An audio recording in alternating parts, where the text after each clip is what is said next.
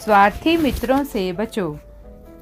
एक घने जंगल में मदौटकट नाम का एक शेर रहता था।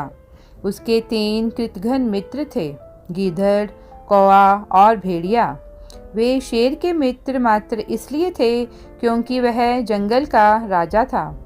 वे सदैव शेर के इर्द गिर्द रहते और उसकी हर आज्ञा का पालन करते ताकि उनके कुटिल उद्देश्यों की पूर्ति हो सके। उसी जंगल में एक ऊंट भी आ पहुंचा था, जो शायद चरते चरते अपने झुंड से बिछुड़ गया था। उसने राह ढूंढने का अथक प्रयास किया, किंतु सफलता हाथ ना लगी। वह ऊंट भूख से परेशान जंगल में यहाँ वहाँ भटक रहा था कि शायद कोई रास्ता बताने वाला मिल जाए। इसी बीच शेर के तीनों मित्रों की निगाह ऊंट पर जा पड़ी, जो बेचारा असमंजस में फंसा यूं ही घूम रहा था। यह तो हमारे जंगल का प्राणी नहीं लगता, सियार बोला। क्यों ना इसे मारकर खा लिया जाए? नहीं, भेड़िए ने कहा, यह तो बहुत बड़ा जीव है। चलो चलकर शेर को बताते हैं। हाँ, यही ठीक रहेगा, कौआ बोला।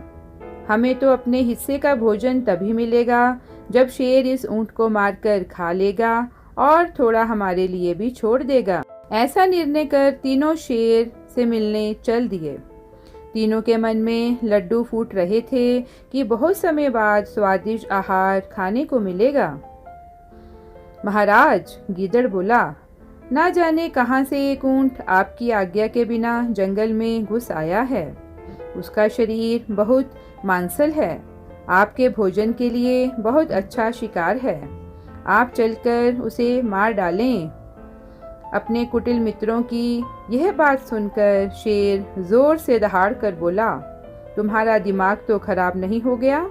उस बेचारे ऊंट ने शायद प्राण रक्षा के लिए मेरे जंगल में शरण ली है। उसे मारने की बजाय हमें उसे अपनी शरण में लेना होगा। जाओ, उसे मेरे पास लेकर आओ। शेर का उत्तर सुनकर तीनों कुटिल मित्र निराश हो गए, पर वे कर भी क्या सकते थे। कोई रास्ता ना देख वे उस ऊंट के पास पहुंचे और उसे शेर की इच्छा बताई। साथ ही यह भी कहा कि वह उसके साथ भोजन करना चाहता है। वह ऊंट पालतू था, किस्मत का मारा भटक कर जंगल में आ पहुंचा था। उसकी समझ में कुछ नहीं आ रहा था कि क्या करे। ऊंट उस बेतुके आमंत्रण को पाकर बेहद डर गया था। उसे लगा जैसे उसका अंत निकट आ गया है और जल्दी ही वह शेर के हाथों मारा जाएगा। उसने सब कुछ भाग्य भरोसे छोड़ दिया और चल दिया शेर से मिलने। लेकिन ऊंट की आशा के विपरीत शेर उससे मिलकर बहुत खुश हुआ। उसने बेहद मीठी वाणी में ऊंट से बातें की और जंगल में सुरक्षा का विश्वास दिलाया। शेर का ऐसा व्यवहार देख ऊंट के आश्चर्य का ठिकाना ना रहा। अब वह भी शेर के 3 अन्य मित्रों के साथ रहने लगा। एक दिन अचानक शेर का सामना एक मदमस्त हाथी से हो गया। तब शेर अपने साथियों के साथ शिकार की तलाश में भटक रहा था।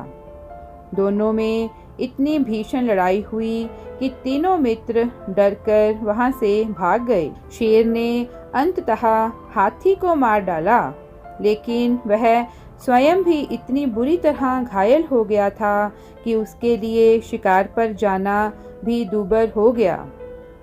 दिन पर दिन बीतते रहे, लेकिन शेर को खाना नसीब ना हुआ।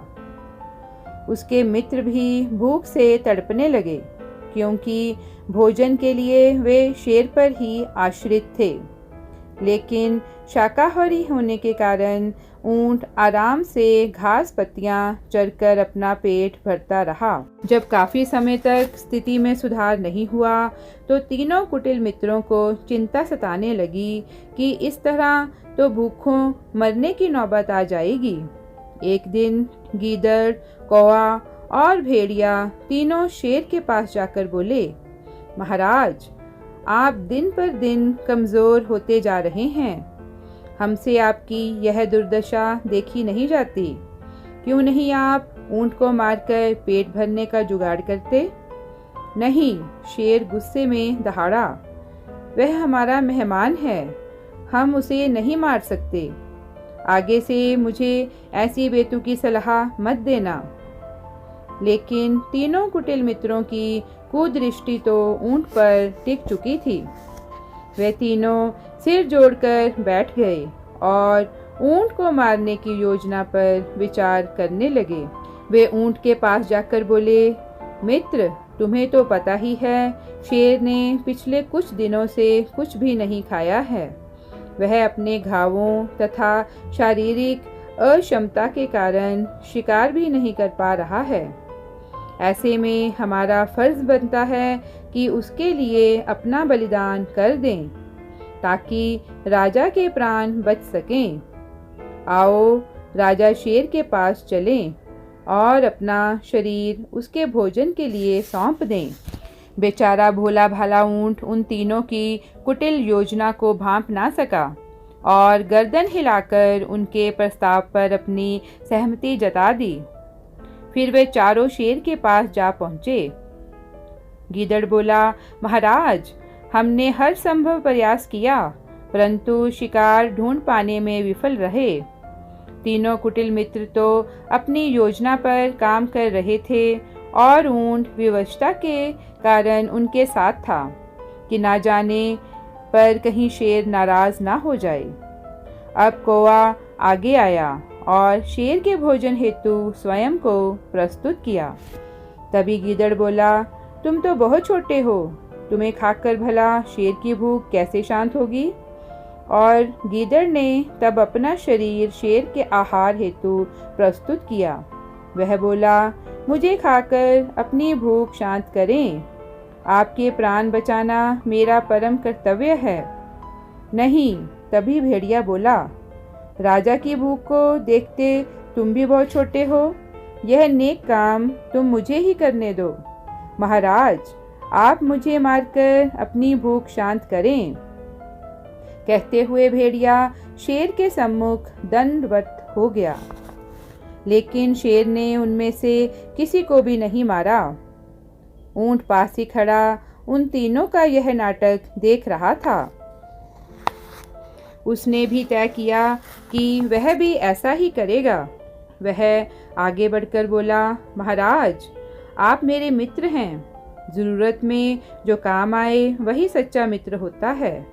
मुझे मारकर खा लीजिए और अपनी भूख शांत करें। यह कहते समय ऊंट के मन में यही विचार था कि शेर ने जैसे अन्य तीनों को खाने से इनकार कर दिया था, वैसे ही अब भी कर देगा। लेकिन शेर कई दिनों का भूखा था, कब तक बर्दाश्त करता? शेर को ऊंट का विचार पसंद आ गया। चूंकि ऊंट ने स्वयं ही खुद को शेर के आहार के लिए प्रस्तुत किया था, सो शेर के मन में तनिक भी सहानुभूति नहीं उपजी। वैसे भी गीदड़ पहले ही शेर के कान भर चुका था कि महाराज की खातिर ऊंट कोई भी बलिदान करने को तैयार है। शेर ने तुरंत झपटा मारा और ऊंट के टुकड़े कर दिए। तीनों धूर्त मित्रों व शेर ने उसे खाकर अपनी भूख शांत की। इसके बाद भी उनके लिए कुछ दिनों का आहार बच गया। इस कहानी से हमें यही शिक्षा मिलती है कि हमें कुटिल मित्रों से बचकर रहना चाहिए, क्योंकि अपने गलत उद्देश्य की पूर्ति ही उनका लक्ष्य होता है। वे मीठा बोलते ज़रूर हैं, परंतु मन में विष भरा होता है। आपको ये कहानी कैसी लगी? अगर आपको ये कहानी अच्छी लगी तो इसे लाइक और शेयर करें, और अगर आप इस चैनल पर नए हैं तो कृपया इसे सब्सक्राइब करें, ताकि आपको आने वाली हमारी हर नई वीडियो की जानकारी मिलती रहे। धन्यवाद।